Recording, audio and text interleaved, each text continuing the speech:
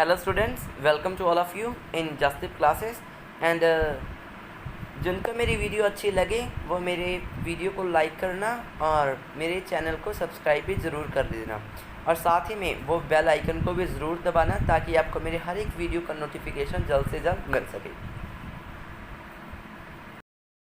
Today we will start part 2 of chapter number 1 that is matter in our surrounding।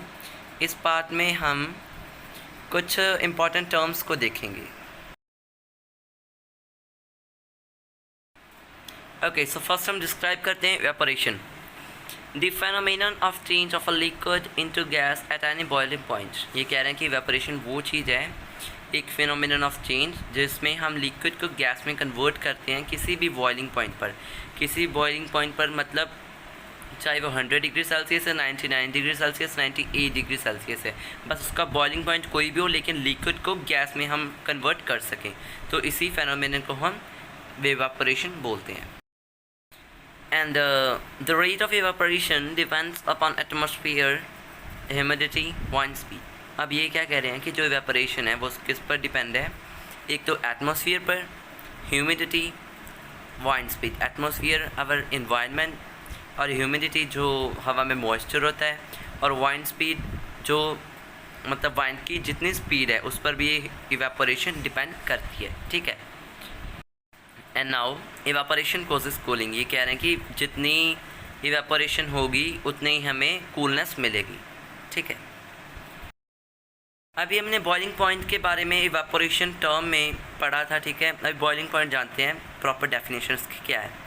The temperature at which a liquid changes into gas, वो temperature जिसमें एक liquid gas में change हो जाता है at atmospheric pressure. Atmospheric pressure क्या होता है? जो एटमॉस्फेयर है उसकी जो गर्माहट है, ठीक है, वो किसी लिक्विड को गैस में कन्वर्ट कर रही है, सो उसे हम क्या कहेंगे? उसका बॉइलिंग पॉइंट कहेंगे। ठीक है। अभी फॉर एग्ज़ाम्पल जैसे अब समर्स में गर्मी के दौरान समुंदर में से भाप निकलती है। ठीक है। बड़ा सारा समुंदर है, उसमें से भाप निकल रही है और जब वो गर्म हो रहा है तो उसी को हम उसका बॉइलिंग पॉइंट कहेंगे। ठीक है, जिस पर वो लिक्विड गैस में कन्वर्ट हो रही है। नाउ हम बात करते हैं डिफ्यूज़न। What is diffusion?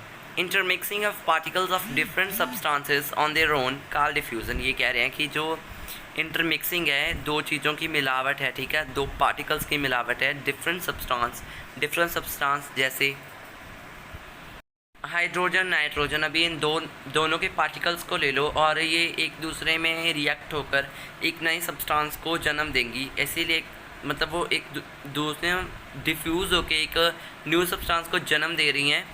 इसी को हम क्या करेंगे? डिफ्यूज़न।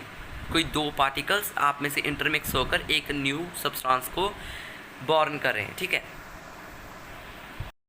अभी बात करते हैं latent heat of vaporisation. Latent heat of vaporisation क्या होती है? It is amount of heat required for 1 kg liquid to gas at 1 atmospheric pressure at its boiling point. ये क्या कह रहे हैं कि लेटेंट हीट ऑफ वेपोराइजेशन हम उसे बोलते हैं, जिसमें 1 किलो 1 kg का मतलब क्या होता है? 1 किलो लिक्विड को गैस में कन्वर्ट करते हैं एटमॉस्फेरिक प्रेशर। मैंने एटमॉस्फेरिक प्रेशर पहले ही बताया है लेकिन अब भी बता देता हूँ कि जो प्रेशर हमारे एटमॉस्फेरिक में पैदा होता है, चाहे वो ठंडा प्रेशर है चाहे वो गर्म प्रेशर है, उसी को हम उसका एटमॉस्फेरिक प्रेशर कहेंगे। और ये क्या करें कि एट इट्स बॉइलिंग पॉइंट, इसके बॉइलिंग पॉइंट पर ही हम इसे लिक्विड को गैस में कन्वर्ट कर सकते हैं। ठीक है जी। Now this is a term for latent heat of fusion. अभी लेटेंट हीट ऑफ फ्यूज़न हम किसे कहते हैं? It is amount of heat required to convert 1 kg of a solid into liquid at 1 atmospheric pressure at its melting point। अब ये कह रहे हैं कि ये 1 किलो सॉलिड को लिक्विड में कन्वर्ट करने के लिए, ठीक है, अभी सॉलिड मैंने एग्जांपल दी थी पिछली वीडियो में, सॉलिड बर्फ़, ठीक है, उसे हम पानी में बदलना है तो उसे मेल्ट करेंगे ना। मेल्ट करना मीन्स किसी चीज़ को पिघलाना। ठीक है। तो फ्यूज़न में क्या होता है कि हम किसी चीज़ को पिघला के उसके मेल्टिंग पॉइंट को एक्टिव करके, ठीक है, उसे पिघला के उसे पानी के फॉर्म में लेकर आ सकते हैं। ये हम सभी को पता है कि अगर हमने बर्फ़ को पानी की स्टेट में लाना हो, ठीक है, तो हम ऐसा ही करते हैं, ठीक है। ओके जी,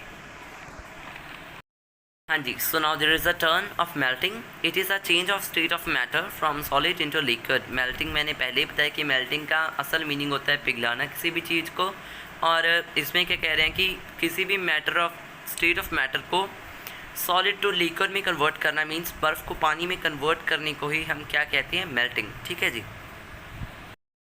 हाँ जी, so it's my favourite topic, that's is sublimation, the phenomenon of change of solid into liquid without changing into liquid state is called sublimation. ये क्या कह रहे हैं कि एक चेंज ऑफ मैटर, ठीक है, जिसमें हम सॉलिड को डायरेक्टली गैस में कन्वर्ट कर देती हैं, जबकि सॉलिड को पहले लिक्विड में करना होता है, फिर लिक्विड को गैस में। लेकिन इस सब्लिमेशन प्रोसेस में ऐसा नहीं होता है, ये सॉलिड से सीधा लिक्विड में ही जाता है, ठीक है जी। सब्लिमेशन प्रोसेस हम उसे कहेंगे जिसमें सॉलिड डायरेक्टली टू गैस जाएगा, ठीक है। So there is a turn of vaporisation and it's our last topic. अभी इसमें क्या कह रहे हैं कि it is the change of state of matter from liquid to vapour. अगर आप पानी को उबालते हो, ठीक है, तो उसमें छोटे छोटे मतलब बुलबुले से उठाते हैं, ठीक है, तो उन्हीं छोटे छोटे बुलबुलों को हम क्या कहते हैं, वेपर कहते हैं। उन्हीं हम छोटे छोटे बुलबुलों को क्या कहते हैं, वेपर, ठीक है। तो कभी भी देख लेना, अगर आपकी मम्मा चाय बनाएगी तो उसमें वो छोटे छोटे बुलबुले आपको मिलेंगे। प्रैक्टिकली आप इसे देखना अगर आपको ऐसे नहीं समझ आ रहा है, ठीक है। And thanks for watching.